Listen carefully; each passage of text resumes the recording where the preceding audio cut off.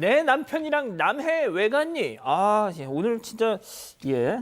그러니까 남편과 여행을 다녀온 그러니까 불륜녀, 상간녀로 의심되는 사람을 찾아가서 난동을 부린 사건을 지금 전해드릴 텐데 정리부터 해주시죠. 예, 60대 여성인데요. 지난해 10월에 남편의 불륜 상대로 의심되는 30대 여성을 직접 찾아갔습니다. 이 여성이 일하는 곳으로 찾아갔는데 이 직장 동료들이 보는 앞에서 자신이 수집한 불륜 증거를 공개했고 이 공개한 자료에는 이 30대 여성의 얼굴 사진과 명함, 주고받은 메시지 내용들이 다 출력이 돼 있습니다.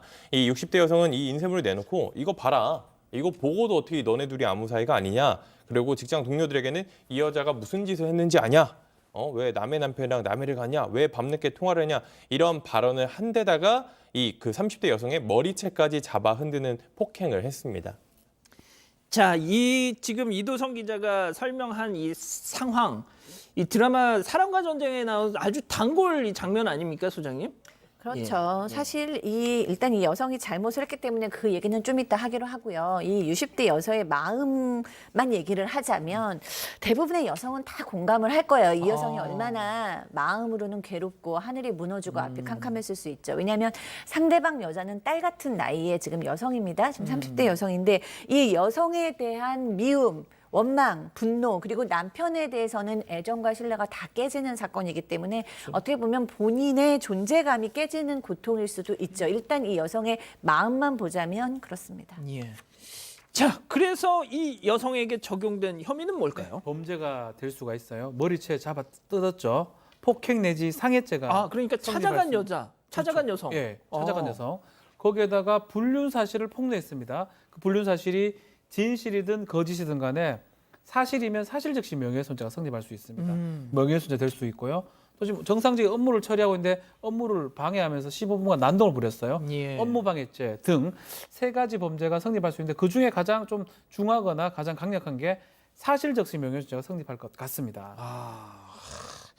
자, 그래서 법원 판단이 어떻게 나왔습니까? 일단 다 유죄로 인정이 됐습니다. 혐의가 이 상해, 업무방해 그리고 명예훼손 혐의였는데 벌금 50만 원을 받았습니다. 이 재판부도 이 범죄 자체는 맞다라고 봤어요. 그 변함없는 유죄인데 일단 다만 이 남편이 불륜을 저지른다고 의심할 만한 충분한 정황이 포착된 상황에서 피해자를 찾아가 따지다가 좀 감정이 격해진 가운데 발생한 범행, 그렇기 때문에 이 경위를 참작할 사정이 있다라고 했습니다. 그리고 상해 혐의가 적용되긴 했지만 그 피해도 비교적 경미하고 이런 것들을 종합적으로 판단해서 벌금 50만 원을 선고했습니다.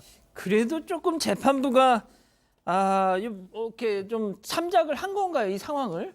누구나 공감할 수 있는 상황이잖아요. 예.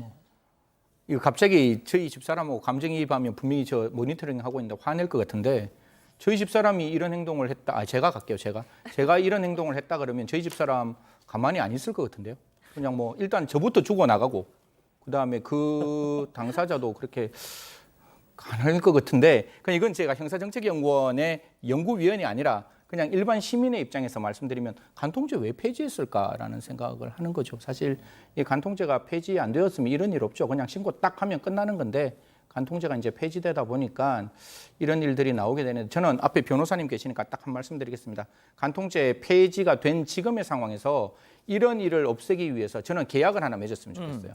미국의 굉장히 유명한 배우와 유명한 여배우가 결혼했어요. 근데 이 배우가 남성 배우가 굉장히 이렇게 바람기가 많은 배우예요. 근데 지금까지 이 두 사람이 그런 어떤 불륜 관계가 없다는 게 계약서를 맺어가지고 만약 SNS 문자 하나 나오면 만약에 1,000불, 그다음에 같이 만나면 10,000불, 그리고 부적절한 관계 말하면 네 재산의 50%. 이러면 사실상 이런 관계 없을 수가 있거든요. 그래서 저는 결혼할 때 분명히 이 간통죄가 폐지되었을 때는 혼전 계약을 맺어서 이런 행동을 했을 때 남성이나 여성이 가지고 있는 재산의 일정 부분이 이게 순차적으로 뺏겨나갈 수 있도록 좀 만들어내면 어떨까? 이건 분명히 반사회 질서에 해당되는 게 아니라 저는 유효할 수 있다라고 생각합니다. 지금 그거 보신 분들 많으실 겁니다. 최근 그 블라인드나 SNS를 통해서 머리채를 잡고 싸우는 두 여성과 그걸 말리는 한 남성의 사진. 그러니까 남자가 외박을 해서 아내가 건물 로비에 잠복하고 있다가 같이 들어오는 이 불륜녀 머리채를 잡았다 이런 내용까지 또 있었죠. 그게 뭐냐면 땡땡전자 불륜 이래가지고 막 돌았거든요. 솔직히 저도 봤습니다, 그걸.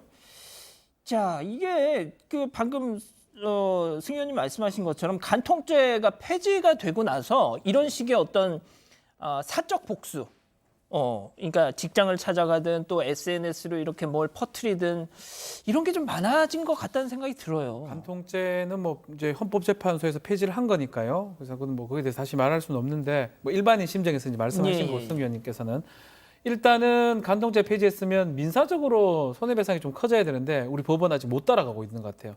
불륜, 부정행위에는 손해배상이 많아봤자 한 1,000만 원, 2,000만 원, 적게는 500만 원. 그렇기 때문에 사람들이 금전으로라도 위자를 못 받는 그런 상황이 되는 것 같아요. 예. 근데 이제 그렇다고 하더라도 또 다른 범죄에 빠질 우려가 있는 거거든요. 녹음을 하는 경우도 있고요. 불륜 장면을 표적하려고 또 위치 추적을 하는 경우도 있습니다. 예. 이 다 범죄가 돼요. 그 흥신소를 통해서도 그것도 범죄가 됩니다. 그래서 또 다른 범죄가 되고요. 또 이렇게 직접 찾아가 가지고 퍼뜨리거나 얘기를 하면 명예훼손죄 성립하고요. 뭐 여기서 이걸로 끝났지만 더 중한 범죄로 나가는 경우도 꽤 많습니다. 그 드라마 사랑과 전쟁에 네. 보면은 친정 엄마하고 같이 그렇죠. 상간녀 집 딱 그 택배 뭐 이런 것처럼 온 것처럼 해서 문 딱 열어주고 들어가죠. 쳐들어가서 막 머리 잡 이거 주거 다 안 침입죄가 되는 되고요. 거예요. 주거 침입죄가 되고 상해죄가 다 범죄가 돼버립니다. 2명이 갔으니까 특수자가 더 붙고요. 사실은 진짜요? 이게 범죄가 된다는 거 말씀을 좀 드려야 될 것 같고 그렇다고 뭐 또 이 분노를 참아라고 또 말씀을 또 못 드리거든요. 이게 가장 필요한 거는 뭐 증거 확보라든지 이런 것들을 민사적인 법원을 통해서 확보가 가능합니다. 굳이 그렇게 하지 않는다 하더라도 이 전화번호 같은 걸 사실 조회하면 법원에서 해줍니다. 예. 새벽에 뭐 제가 박상희 소장하고 새벽에 통화를 했다. 예. 한 번도 통화한 적이 없지만 별로 안 좋아하시는 계속 것 같아요. 쭉쭉 통화하고 있으면 그거 자체가 증거가 될 수가 있거든요. 굳이 증거를 확보하려고 무리하게 하지 말고 그런 것들을 이용해 가지고 증거를 확보하는 게 오히려 낫고요. 그렇게 하지 않으면 본인이 안 좋은 상황에 빠질 수 있고 이 사람처럼 50만 원 정도 벌금밖에 안 받았지만 전과가 되는 거예요. 범죄 3가지 그러네요. 정화를 저지른 겁니다. 분명히 억울하고 그 분노 표출할 땐 필요하지만 자신한테는 어려운 일이 생기는 거기 때문에 또 그런 것까지는 좀 안 돼야 되지 않을까 말씀을 드리고 싶습니다. 알겠습니다. 참 어려운 문제입니다. 자, 오늘 법 이렇게 마무리하고요.